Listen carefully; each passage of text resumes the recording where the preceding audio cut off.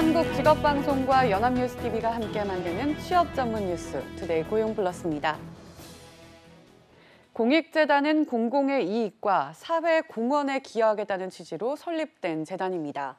하지만 우리나라 재벌 총수 소유의 공익재단이 과연 본연의 역할을 하는지 의문이 제기되는데요. 한상용 기자가 그 현 주소를 살펴봤습니다. 미국의 철강 재벌과 석유 재벌인 카네기와 록펠러, 왕성한 자선활동과 기부로 각자의 이름을 딴 공익재단으로 유명합니다. 두 재벌은 죽기 전 보유 주식을 다른 자산으로 바꾸거나 사회에 환원했습니다. 우리나라 재벌이 소유한 공익재단의 모습은 어떨까? 2001년 당시 이루재단 이사장이었던 조양호 한진그룹 회장, 세금 탈루 등의 혐의로 기소돼 집행유예를 선고받고 재단 이사장에서 물러났습니다. 그러다 특별 사면을 받고 2003년 이사장에 복귀했습니다.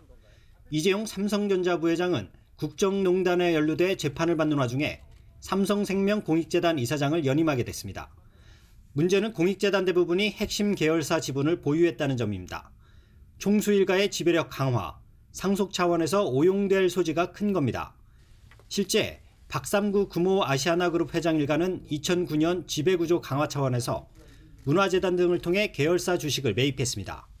순복음교회와 연관성이 있는 국민문화재단은 지난해 비리에 연루된 이사 한 명의 직함 유지를 위해 정관까지 바꿨다는 비판을 받았습니다. 전문가들은 공익재단을 설립 취지에 맞게 운영해야 한다고 조언합니다. 이사회 구성에서 취지에 맞게끔 투명하게 이사가 선임되는 것이 중요합니다. 더 나아가서 공익재단의 주식 소유를 제한하거나 소유한 주식의 의격권 행사를 제한하는 것도. 여기에 보건복지부와 서울시 등 관련 행정관청이 구속력을 갖고 철저히 감시해야 한다는 의견도 제시됩니다. 연합뉴스TV 한상용입니다. 최저임금 산입 범위 확대를 골자로 한 최저임금법 개정안에 대해 노동계의 반발이 거세지고 있습니다. 한국노총에 이어 민주노총도 30일 최저임금위원회 불참을 선언하면서 사회적 대화가 중단 위기에 놓였습니다. 김태종 기자가 전해드립니다. 민주노총은 기자회견을 열어 최저임금을 심의 결정하는 최저임금위원회에 불참하겠다고 밝혔습니다. 최저임금 삭감법 강행 통과로 최저임금위원회가 사실상 무력화한 것이라고 판단하고 현 상황에서 불참 입장을 밝힙니다. 한국노총이 지난 29일 최저임금위원회 위촉장을 청와대에 반납한 데 이어 민주노총도 불참을 선언하면서 최저임금위원회는 파행이 불가피하게 됐습니다. 최저임금을 심의 의결하는 최저임금위원회는 공익위원과 근로자위원, 사용자위원 각각 9명으로 구성됩니다. 근로자위원회의 불참 선언으로 위원회의 한 축이 완전히 빠지게 된 것입니다. 내년도 최저임금의 법정 심의 기일은 내달 28일로 한 달도 채 남지 않은 상황입니다. 민주노총은 또 노사정 대표자 회의와 경제사회노동위원회에도 참가하지 않겠다는 점을 재확인했습니다. 한국노총도 불참 가능성을 밝힌 바 있어 어렵게 마련된 사회적 대화의 틀은 좌초 위기에 놓였습니다. 이런 가운데 최저임금위원회 공익위원들은 최저임금 심의의 파행은 결국 근로자들의 피해를 초래한다며 노동계의 참여를 촉구했습니다. 최저임금위원회 활동을 예정대로 추진하겠다는 뜻도 밝혔습니다. 파행 위기에 놓인 사회적 대화에 새로운 돌파구가 마련될 수 있을지 주목됩니다. 연합뉴스TV 김태종입니다.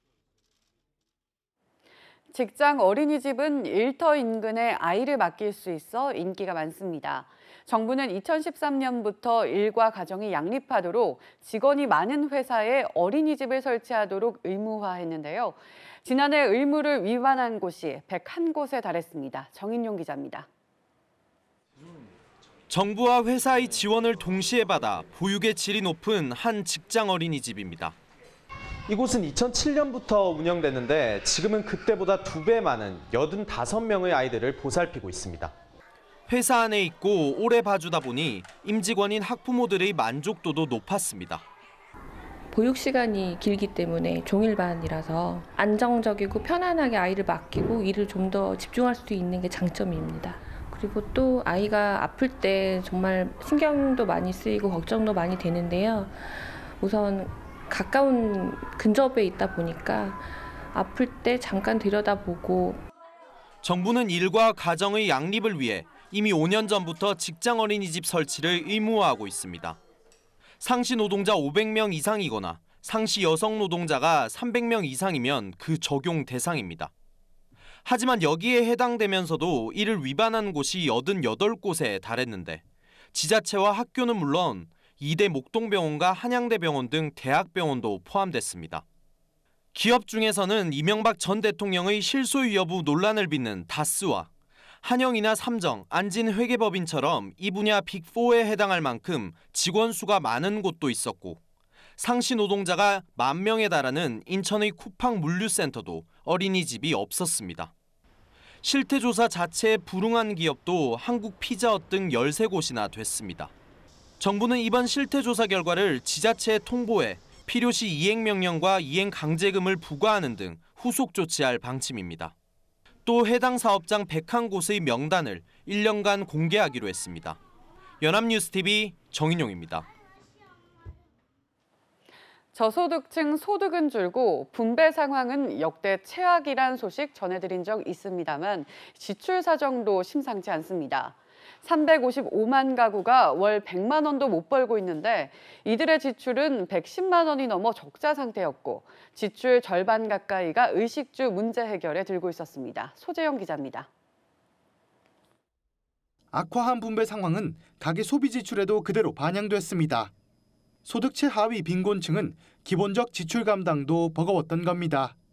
지난해 월 평균 소득 100만 원 미만 가구는 전체 가구의 18.2%인 355만 가구. 이들 가계의 월 평균 지출은 110만 원으로 월 600만 원 이상 고소득 가구의 4분의 1도 못 썼는데 적자를 면치 못했습니다. 씀씀이를 들여다보면 상황은 더 심각합니다.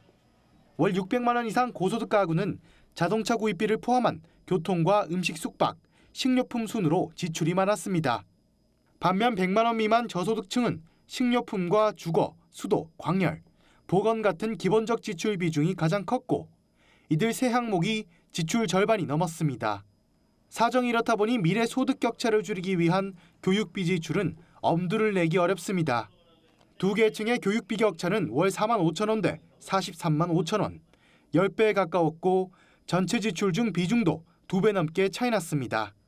저소득층은 고용시장, 노동시장 상황이 악화되면서 소득 기반이 약화되고 있고요. 그 과정에서 전체적인 소득이 감소하고 그로 인한 지출 위축 현상이 나타나고 있는 것으로 생각됩니다.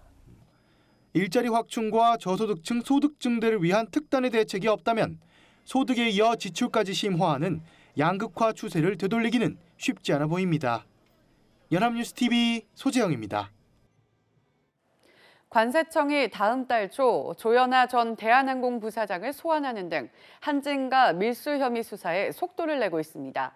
관세청은 사회 지도층 휴대폰 검사 강화와 과잉 의전 축소 등 쇄신책도 내놓기로 했습니다. 김동욱 기자입니다.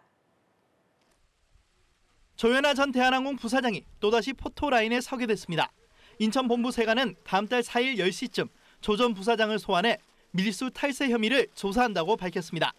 인천본부세관은 최근 대한항공 협력업체와 직원 자택 등을 압수수색하는 과정에서 미수품으로 의심될 만한 2.5톤 분량의 현물을 발견했습니다. 지금까지 확보된 증거 자료와 참고인 등이 어느 정도 이제 마무리돼서 소환이 이루어지고 그분의 어떤 최종적인 확인 작업이 필요한 시점이다라고 판단한 것 같습니다. 필요하면 구속영장 청구도 할 수 있다고 알고 있고요. 한진그룹 총수 일가가 밀수 탈세 혐의로 당국에 출석해 조사를 받는 것은 처음으로 조양호 회장의 부인 이명희 1호 재단 이사장과 조현민 전 대한항공 전무 등에 대한 소환 조사 가능성도 제기됩니다. 한진과 수사 과정에서 항공사와 유착 의혹이 제기된 관세청은 쇄신책 마련에도 착수했습니다. 관세행정 혁신 태스크포스는 사회 지도층에 대한 휴대폰 검사 강화와 과잉 의전 축소 등을 관세청에 권고했습니다. 위험도가 큰 항공사에 대한 집중 관리 방안을 마련하고 휴대폰 담당 인력 등에 대한 고강도 인적 쇄신에 나설 것도 주문했습니다. 엄정하고 신속하게 내부 감찰을 진행하고 필요한 경우에 반드시 검찰 고발을 실시해서 확실하게 선례를 남기고 책임을 물어야 할 것입니다. 관세청은 관세행정 혁신 TF의 권고안과 관련해 다음 달 초 구체적인 실행 계획을 발표하겠다고 밝혔습니다. 연합뉴스TV 김동욱입니다. 은행권 채용비리 의혹을 수사 중인 검찰이 KB하나은행 함영주 행장의 구속영장을 청구했습니다. 검찰은 함 행장 외에도 김정태 회장을 피의자 신분으로 불러 조사하는 등 고위층에 대한 수사를 이어가고 있습니다. 차병섭 기자입니다. 은행 채용 비리를 수사해온 서울 서부지검이 함영주 KB하나은행장에 대해 업무방해와 남녀고용평등법 위반 혐의로 구속영장을 청구했습니다. 검찰은 금융감독원의 수사 의뢰 후 지난 2월부터 하나은행의 2013에서 2016년 채용 비리를 수사해왔습니다. 하나은행은 사회이사나 계열사 사장 등 회사 고위직과 관련된 지원자들에게 사전에 공고하지 않은 전형을 적용하거나 임원 면접 점수를 높여주는 등 특혜를 줬다는 의혹을 받아왔습니다. 검찰에 따르면 하나은행은 또 서울대와 연세대, 고려대 등 특정 학교 출신 지원자의 면접 점수를 임의로 올려주고 남녀 채용 비율을 정해 선발하거나 남성을 합격시키기 위해 순위를 조작했다는 혐의도 받고 있습니다. 검찰은 이 같은 혐의로 지난달 인사부장 2명을 구속 기소한 후 윗선에 대한 수사를 이어왔는데 김정태 회장도 지난 29일 피의자 신분으로 불러 조사한 것으로 전해졌습니다. 아울러 하나은행 측의 친구 아들의 채용을 추천했다는 의혹이 불거져 자리에서 물러난 최영식 전 금감원장 역시 피의자 신분으로 조사받은 것으로 알려졌습니다. 함 행장의 구속 전 피의자 신문은 오는 금요일 오후 서울 서부지법에서 열립니다. 연합뉴스TV 차병섭입니다. 한국 가수 최초로 빌보드 메인 앨범 차트 1위에 오른 그룹 방탄소년단으로 인해 유통가도 들썩이고 있습니다. 관련 캐릭터 상품 판매점에는 외국인 팬들이 길게 줄을 늘어섰고 앨범을 사기 위해 국내 역직구 사이트를 찾는 팬들도 있습니다. 덩달아 소속사 기업 가치도 급등했습니다. 정선미 기자입니다. 서울 홍대 한 캐릭터 전문점 앞. 외국인들이 줄을 길게 늘어섰습니다. 방탄소년단 멤버를 본따 만든 캐릭터인 BT21 상품을 사려는 팬들입니다. 이 매장은 지난달 28일부터 BT21 상품 재판매를 시작했는데 하루에만 8,000명이 몰리는 등 팬들이 인사인해를 이루고 있습니다. I started liking BTS back when they debuted in 2013 because of their music and because of like the lyrics. They talk about so many important things. And then come to here to BT21 because I wanted to buy pillows. The merchandise. I bought the keychains and the pillows. 외국 팬들은 현지에서 품절된 앨범 등을 사기 위해 우리나라 역직구 사이트를 찾기도 합니다. 한 역직구 사이트는 최근 방탄소년단 앨범을 54개국에 판매한 결과 대만이 전체 판매량의 20%를 차지하며 1위에 올랐다고 밝혔습니다. 방탄소년단 소속사인 빅히트의 기업 가치도 급등했습니다. 넷마블이 투자했을 때 당시 가치가 이제 8천억 정도로 이제 부여를 받았었는데 현재 활동이 그 당시보다는 늘어날 걸로 기대가 되고 있어서 8천억 이상은 충분히 받을 수 있지 않을까. 빌보드 1위라는 새로운 역사를 쓴 방탄소년단. 이들의 세계적인 인기는 유통가를 포함한 경제 분야로도 확산할 것으로 기대됩니다. 연합뉴스TV 정선미입니다.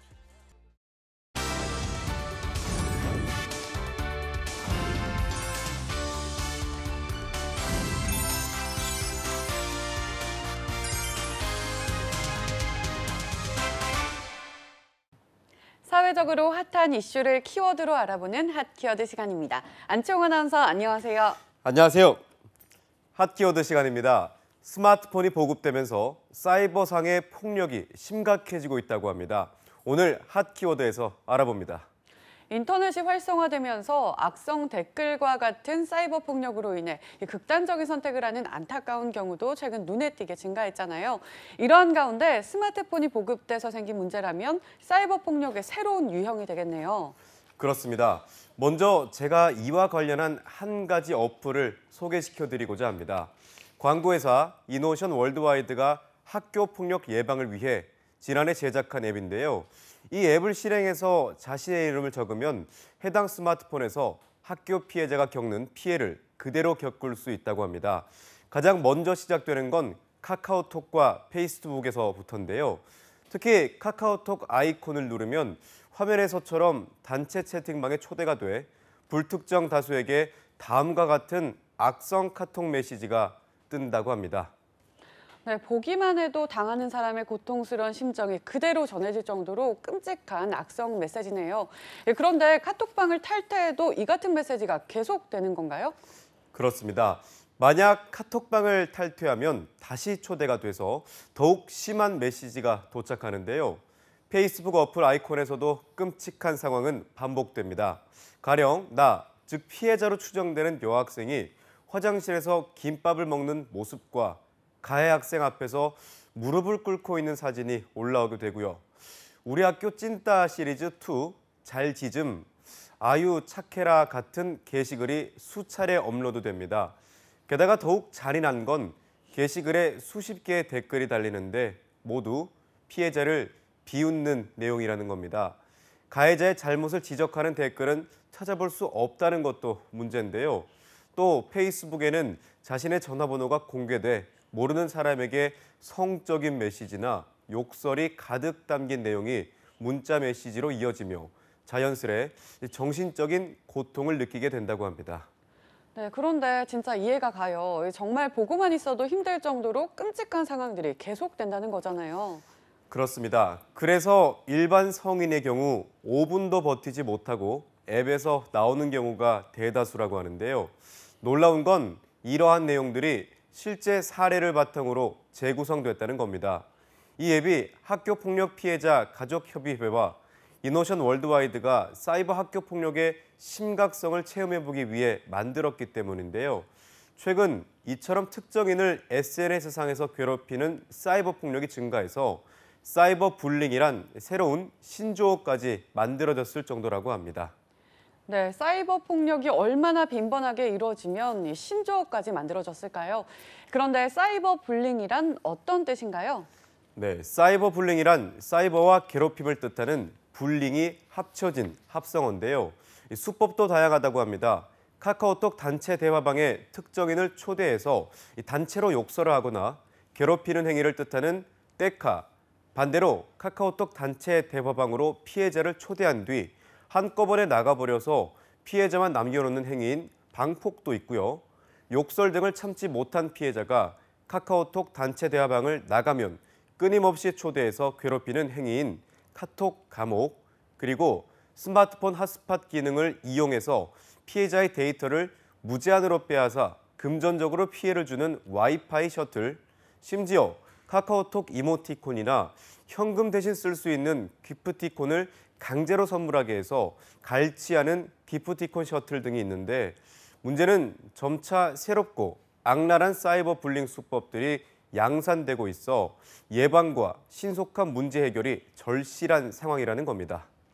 종류가 이렇게 많다는 것도 놀랍지만 무엇보다 수법 하나하나가 너무나도 폭력적이라는 것이 충격적입니다. 그렇다면 이러한 사이버 불링 피해에 얼마나 많은 사람들이 노출되어 있는 건가요? 네, 사이버 불링이 가장 빈번하게 발생하는 곳은 역시 SNS 활동이 활발한 청소년들이 많은 학교인데요. 교육부에 따르면 2012년에 신고된 사이버 불링은 불과 900건이었지만 2013년에는 1,082건, 그리고 2014년과 2015년엔 각각 1,283건과 1,462건으로 증가했고 급기야 2016년에는 2,000건을 넘어선 2,122건으로 조사됐다고 합니다. 2017년 학교폭력 실태 조사에서도 전체 교내 괴롭힘 중 사이버 폭력 비중이 10%에 달할 정도로 사이버 불링으로 인한 문제가 점차 심각해지고 있을 정도라고 합니다.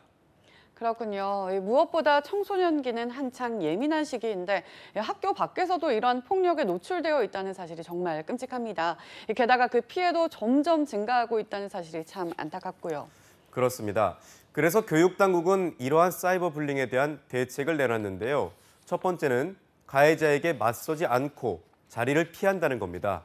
두 번째는 피해 내용을 캡처 등의 방법으로 증거 수집하고, 세 번째로 부모님, 학교 선생님에게 사이버 불링의 피해 사실을 알리는 건데요. 그리고 학교 전담 경찰관에게 상담을 요청하거나 학교폭력신고센터 117에 연락하는 방법도 제시했습니다. 하지만 보시는 바와 같이 이러한 대책이 사이버 불링은 막는 데는 근본적인 해결책이 될 수 없다는 사실을 많은 전문가들이 지적하고 있습니다. 게다가 청소년뿐만 아니라 성인들 역시 사이버 불링의 피해에 노출돼 있는 만큼 이에 대한 강경한 해결책이 시급한 상황입니다. 그렇군요. 무엇보다 사이버상의 폭력이 무서운 건 가해자들은 피해자가 눈앞에 보이지 않기 때문에 보다 가벼운 마음으로 죄책감 없이 폭력을 행사한다는 겁니다. 하지만 신체적 위해가 없어도 사이버 폭력 역시 피해자에게 크나큰 정신적 고통을 안긴다는 사실을 인지하고 조속한 해결책과 강력한 처벌 방안이 나오길 바라겠습니다. 지금까지 핫키워드 안치홍 아나운서였습니다. 고맙습니다. 고맙습니다. 지금까지 투데이 고용플러스였습니다. 오늘 저희가 준비한 내용은 여기까지입니다. 함께해 주신 여러분 고맙습니다.